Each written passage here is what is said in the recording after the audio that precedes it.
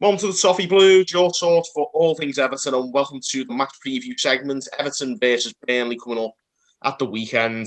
I'm joined by Steve Hornby, and a very warm welcome for the first time on the Toffee Blues to Tom Long. Welcome to the show, mate. How are you doing? Yeah, Sammy, could have been better after Chelsea, but what can you do? So, thanks for having me on. Oh, you're more than welcome, mate. I bet you wish you'd made your debut 2 weeks ago, right after the derby or something, wouldn't you? Yeah, well, that wasn't a bad one, was it? Sometimes you just got to take them as they come. I mean, we've had 3 wins on the spin, and then this has happened. It's not great, but you can't win every game. Unless we certainly can't. Anyway, we're not Man City. But, say that I think they're drawing at the moment, but as we speak. But anyway, we're going to be looking ahead to the Everton versus Burnley fixture. I'll start with you on this one, Tom. How do you feel going into this off the back of what we witnessed on Monday night and in the games beforehand that we did win? How do you feel going into this? Yeah, I mean, I think fans have just got to sort of scratch that Chelsea game off. Really, I mean, we went into it, didn't really expect anything from it, from my point of view. Anyway, I didn't necessarily think we got played off the park and what people thought we did. I didn't really think necessarily. I thought we sort of made our own issues. Really, I mean, few individual errors really, but yeah, I mean.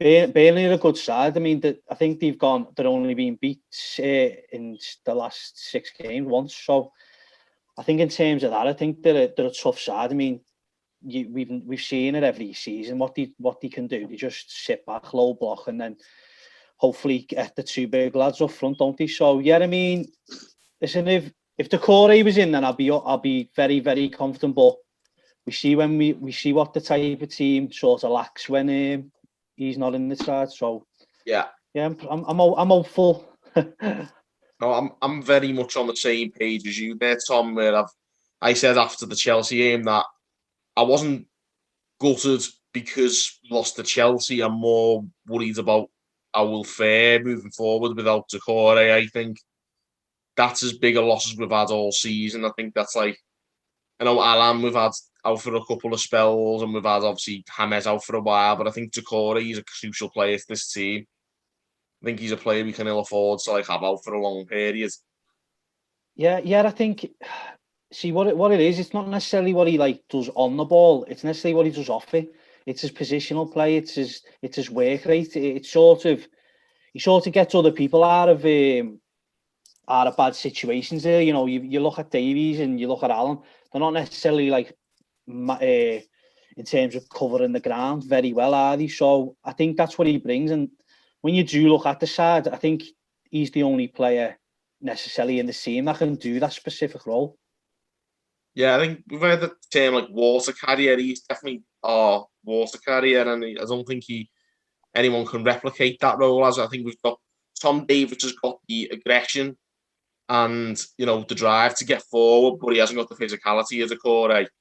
Alan is too short, probably not as quick either. So he's down a little bit in that element, and also, of course, Andre Gomez has the physicality, but doesn't seem to have the mental side of it. And Sigurdsson isn't a defensive midfielder, so he should never be playing there, whatever way you look at it.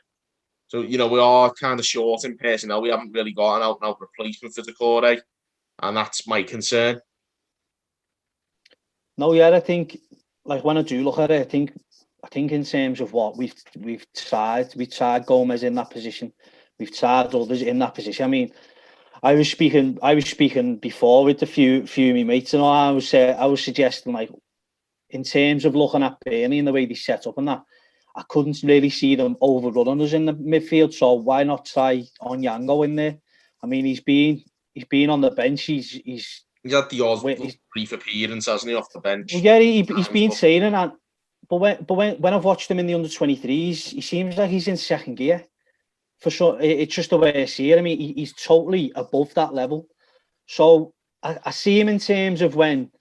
Listen, a lot of people start to say he's not ready and all that, but we've seen it with other young lads. We never necessarily thought Davies was ready or Kenny to a certain point was ready. You know what I mean? You've got to give these lads some chances. And when you're sort of flogging a dead horse in the sense of putting Gomez or anyone else for that matter in that position, I mean, why not try? I mean, you're saying about Davies and Kenny being ready and whatnot, but you look at the build of Davies and Kenny, Onyango seems physically a lot more developed than they were at that age. Oh no, 100%. He's 6'3". We're talking more of a Calvert-Lewin style of physique, which I think you need to have an element of that to your game if you're going to make it in the Premier League nowadays. It's such a physically intense league. Well, when you're 17, 18, them lads seem to sort of come to the forefront when they step up to it. Premier, in terms of, you look at it like Dowell, you've looked at it, Ryan Ledson as well. They just haven't been physically ready. Now you look at him and he's totally physically ready for the Premier League, in my opinion. So I think he's the only one there that I look at and think he could certainly bring what Toure brings. Not in terms of like that level, but it won't be that experience, obviously. But it's not going to be a massive drop off in terms of intensity and in terms of how we press teams and things like that when you've got Sigurdsson or Gomez playing that role. Yeah, and neither of them. Sigurdsson should never be in a deep role. Gomez likes to play deep, but he hasn't got the physicality to be box to box. I don't really want to slander Gomez, but he's not really having the best of seasons, in my opinion. I mean, he's just very easily playable against. I mean, you can see things like that, and people can suggest like, "Oh, it was interception."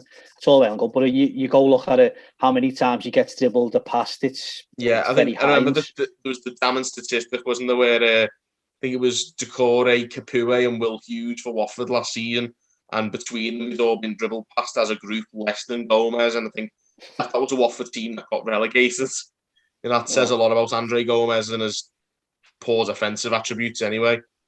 Well, that's what I'm saying. We're not an attacking side. Like, you need players who are going to come in and be very well in terms of fitting into a system and very well defensively. So I don't necessarily get it with Gomez myself. I mean, he must be outstanding, the same as him, and training with Sigurdsson, and he must be absolutely brilliant. You know what I mean? On that note, Tom, actually, there's like a live training session or something being streamed on YouTube as well, or I did watch it.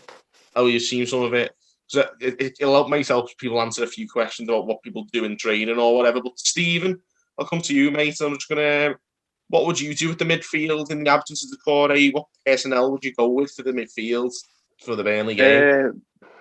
I mean, that's the $1 million question, isn't it? Really, James? There's like missing Abdoulaye Decore. He's massive, and I'd argue he's been our player of the season. Not far off. And I want to. Yeah, and I want to welcome Tom to the channel as well. It's nice to see some new faces every now and then. So definitely. But it's such a hard question. When watching Gomez against Chelsea, the guy's just, I think he's one of the slowest players I've seen play for Everton, it's really sad to see, because in the loan spell he was fantastic, and it seems like the injuries really done him. But missing Decore, obviously I'd like to see Davis come in. He's had a bit of a rest and he was in some good form before. Obviously, he had a bit of a spell out the team recently, hasn't he, with James. But I'd like to see Davis come into the team. Maybe Carlo's planning on playing a bit. He does like to overload the midfield, but as you said, I'm not sure Burnley are going to outplay us in midfield. So maybe we could get away with 2 in there instead of 3. We do like playing quite a few centre midfielders this season. There's Sigurdsson, Gomez, Davis, Alan. There's a lot of them. So I would like to see us maybe change the shape a little bit. Maybe go with just 2. Maybe start Sigurdsson. Maybe start Davis as well. But I think Alan has to stay in the team as well. So I think there is definitely options there. I would start Alan. I would start Davis as well. And missing Decore is a big one. But I've got faith that we can play around it, but obviously you can't underestimate how big a miss it is, really, James. No, I'm definitely of that belief myself. I think Decore is a massive blow to lose him. We've got to hope he's back as quickly as possible. Hopefully, maybe after the international break, it may well be the case, but we'll have to wait and see. In terms of the rest of the team, Steve, who would you go with in terms of personnel? Would you keep the 2 up top? Would you maybe tweak the formation for this one? Burnley. I'd definitely keep the two up front because I think Calvert-Lewin's due a good game, and I think he may well get it here against Burnley. I think Richarlison's got the beating of some of the players in that Burnley team. So I would like to see those two stay up top. Maybe drop Mason Holgate out the side, or maybe maybe change the formation a little bit and play Coleman in the role that Iwobi had the other night at Chelsea. But I don't know if we're saving that for away games. But after Seamus Coleman's performance in the derby, I think maybe, and I on the live streams that we've been doing, I was firmly in the Coleman's finish camp. But after that performance against Liverpool, I think there is a more attacking role for him in the team, as long as he doesn't have to do too much tracking back or something like that. So I'd like to see him stay in the team. Michael Keaton's been brilliant as well against his former club. Love to see him get a chance. Jordan Pickford as well. Has had a really good run of games as well. So Pickford, I would definitely obviously keep him in the team. Keane, Godfrey has to stay in the team for me. If we're going to keep those two as the fullbacks with the centre back, with Luca Dean on the left. I don't really think we need to be too defensive, so I'm going to just throw Seamus Coleman on as my right back for the game. Maybe I think, it's not the sort of game where we're going to have to sit back and hit them on the counter attack, because we know how well set up Burnley are, and they'll look to grab a goal, and they'll look to defend really well, stay sharp and stay in their shape. So we definitely need players who can get past that, and I think definitely having Coleman in there would be better for the likes of Richarlison and Calvert-Lewin over someone like Iwobi. Holgate's seen this season, he's not cut out to provide service from the flanks. Yeah, he's not a right back, mate. I'd like to see Allen and Davis, maybe one of them deep, because I think two centre defensive mids at home is a bit unneeded. When it comes to Gomez, I would drop him out the team. I don't agree with putting on Yango straight in there, because I think Evertonians have got a knack of these young players coming into the team and we immediately judging them. So I'd like to see him maybe get a few more sub appearances and maybe go out on loan before he's really comes into the side. But then again, Carlo does like to favour youth at times. We've seen it on the bench a lot this season. But I'd like Davis in there, Allen in there. I'm not sure on the fitness of James. I'm not sure if he's going to be back or not. But those. I don't think I was watching briefly the training video. I didn't notice him.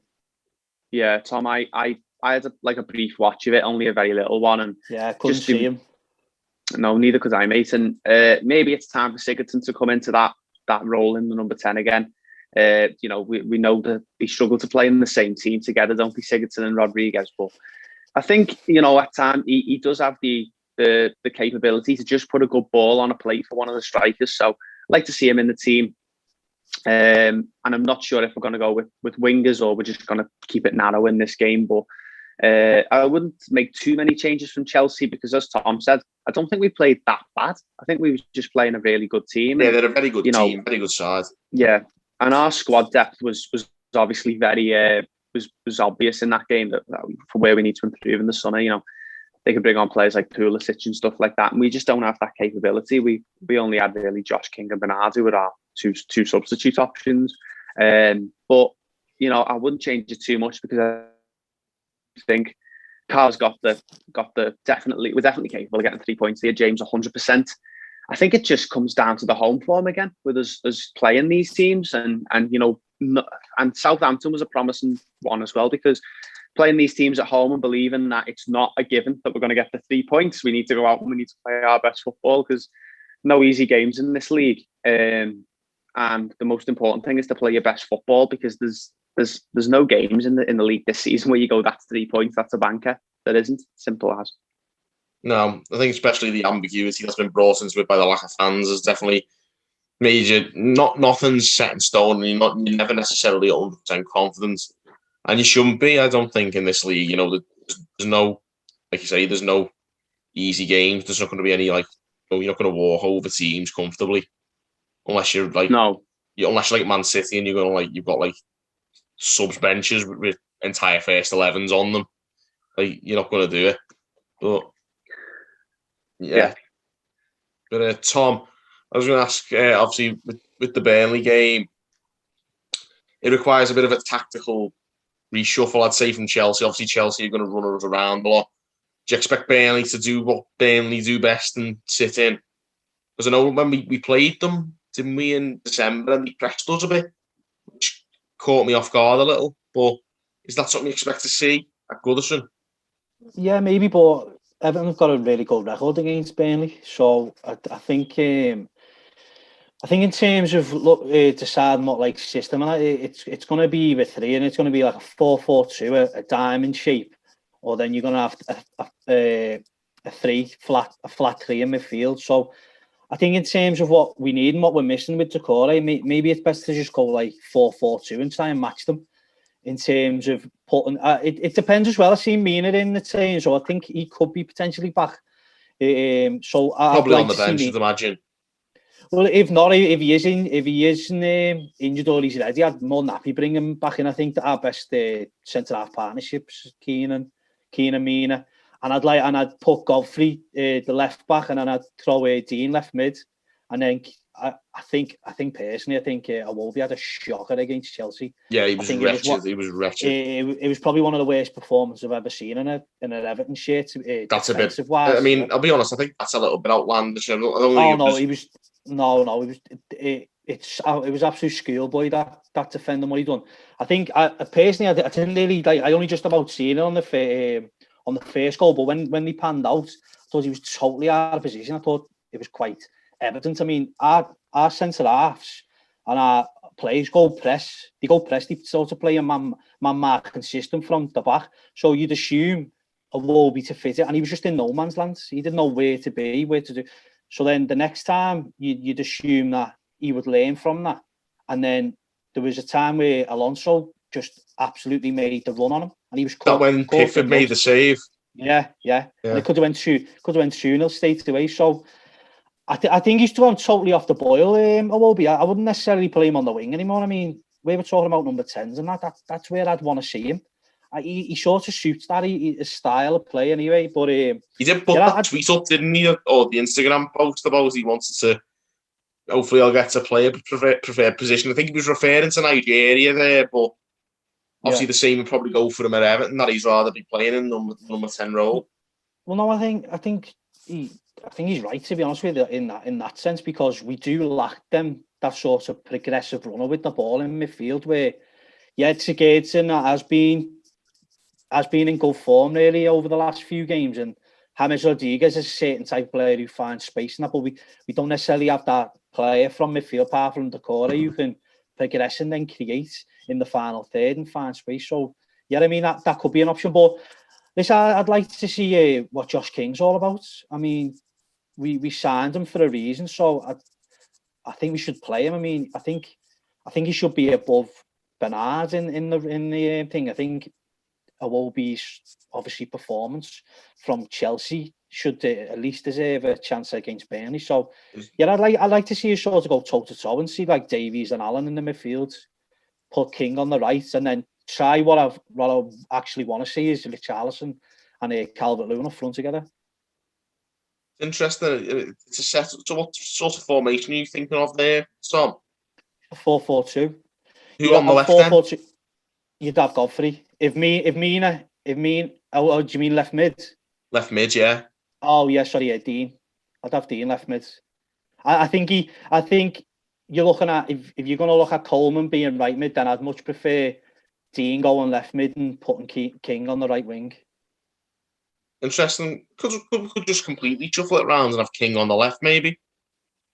Yeah, maybe, but he seems to prefer him every time he comes on. He seems to put him on the right, doesn't he? So I'm just trying to assume what Carlo Ancelotti would do, really. So yeah, I think our best defensive is I understand the sort of going forward side of Holgate's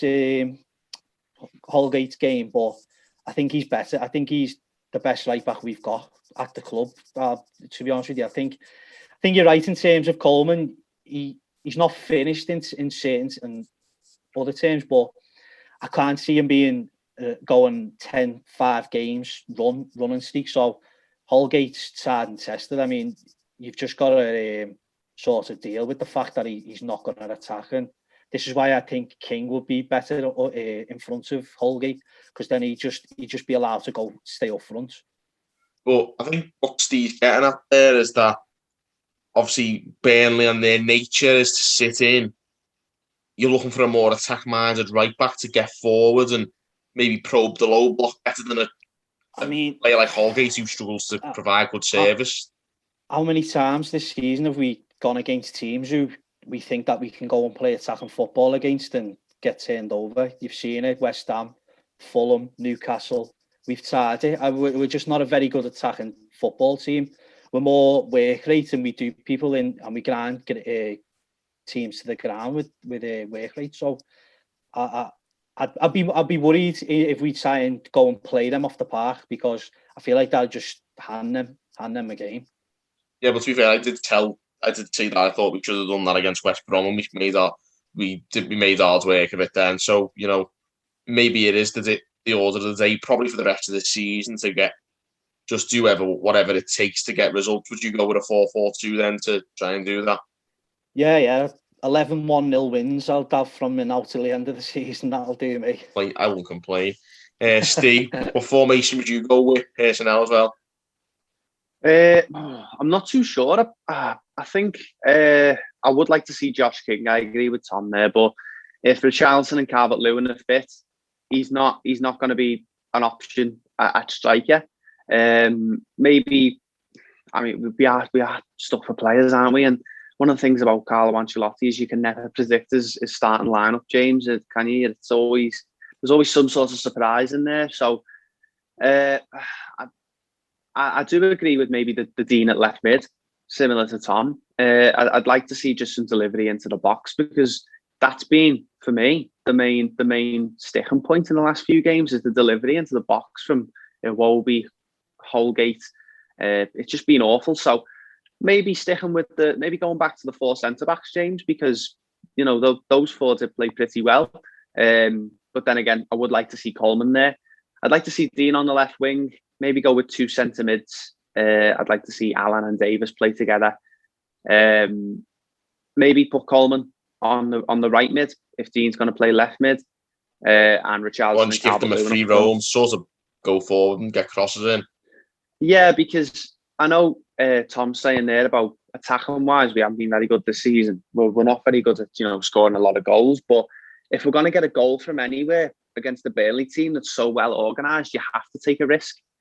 Unless we want to finish the game 0-0, I don't think you can play, the likes of Mason Holgate and leave Coleman out, or play players that aren't really going to get forward. So I do think we need the attacking prowess. Even if we're just going to get a goal and sit back, as Tom said, I'd take 11-1-0 wins. But I'm very much in the camp as Owen as well, who's often on the show with us. James is that he loves the way Burnley play. He likes to see teams sit in and results, yeah. But I think that's the thing. Yeah. I think for me, is Coleman fit? Is Coleman going to be fit for Saturday? This is actually a very good point. Is Coleman even fit? Yeah. It's not he hasn't. I don't think he's played since the derby, has he? Yeah, he got announced as injured at the same time as James. James is still out, of course. Right. Because we'll Ancelotti's very good at that. Very good at saying, I mean, Kebabin's been coming back since November. Do you know what I mean? So he's very good at sort of keeping his cards close to his chest in that situation. So it's again, the training thing, I didn't even see Coleman. I can't even remember seeing him. So unless he is fit, then I mean, would you put him straight back in? I don't know. It's a tough one because, like you say, Steve's right. I mean, who've we really got? I mean, we are wearing a bit thin, aren't we? When you break down the squad and what you've got available.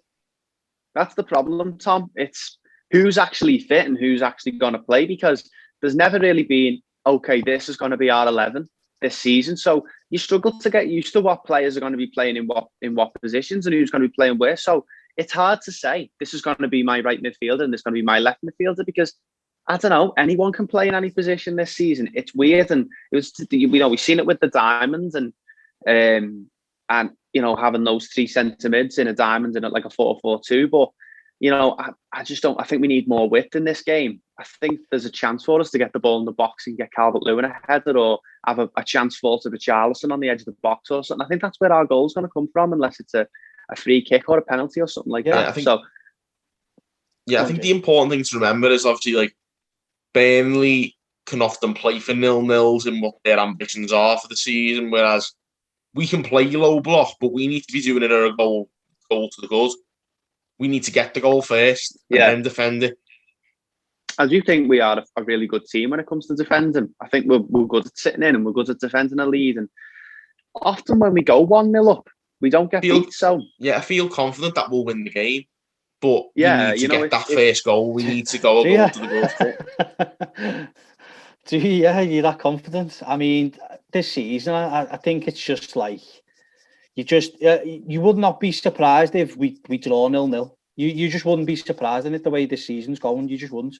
Yeah. But like, I just to pick on what Steve's saying about width and that, maybe in terms of when you think about it, where you want Coleman and Dean in it, maybe they sort of, as I say, not play three at the back, but sort of drop Davies in that little hole and let him sit a bit to sort it tight, and then you've got Coleman and Dean pushing on where you can afford to. Do you know what I mean? Especially, and then I would then just put Mina on the bench and have Keane and Godfrey back, because we know we can play a bit of a higher line with Godfrey.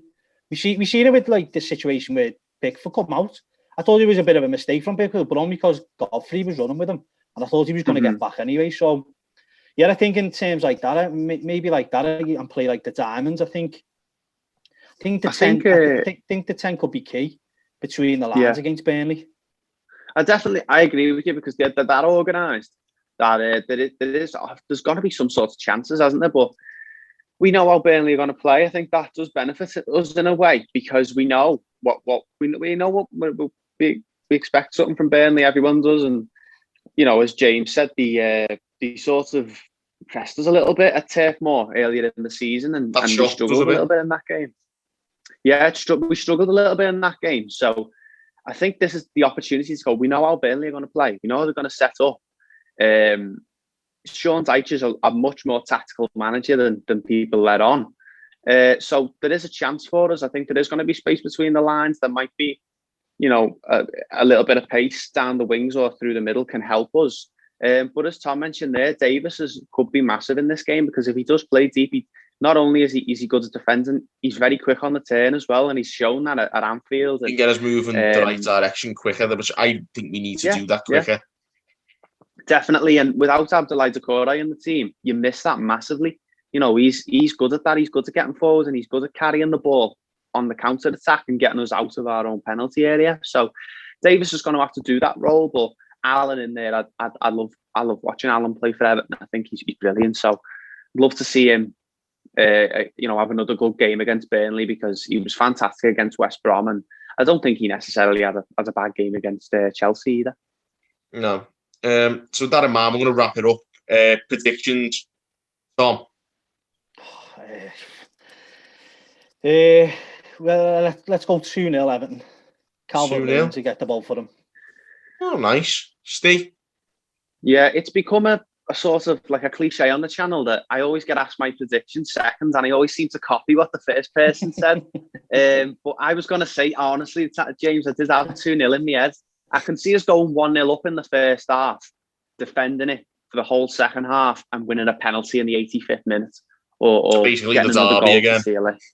Yeah, I basically recited the Merseyside derby, mate. Yeah, I can see that happening though. So I'm gonna go for 2-0 to Everton, and let's hope that's the score as well. Excellent. Yeah, I won't complain. I'm gonna go for the usual, the typical Everton methods of late, and I'm gonna go for a 1-0 win. I think it's gonna be it's gonna be ugly.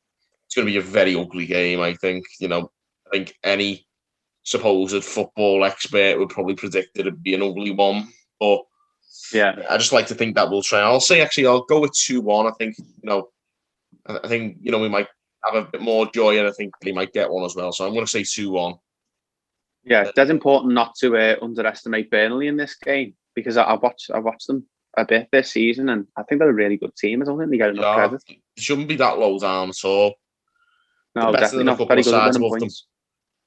Yeah, they're very good at winning points, James. That's where we could come unstuck. But there's the point to remember as well. Burnley haven't got too much to play for, but I don't think that'll really affect them. I think Sean Dyche, he wants to win all the games, doesn't he?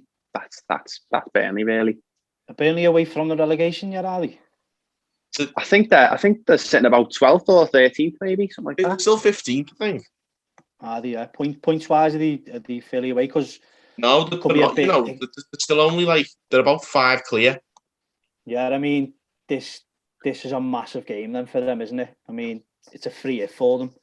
Like, especially when you consider Everton's home record this season, they'll be right up for this. Listen, I'm just happy that it's not at 12 o'clock on a Saturday, because you can just see it's gonna go there. It's a 5:30, isn't it, on Saturday? Yeah.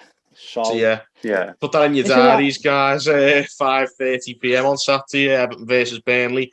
We're gonna wrap it up here anyway, guys. Thank you guys for tuning in on the Toffee Blues. Make sure you get all your comments in, like and subscribe for more content. And obviously, like I say, keep 5:30 on Saturday in your diary. And of course, we'll be back with more content for that. So until then, we'll see you later. Thank you for watching.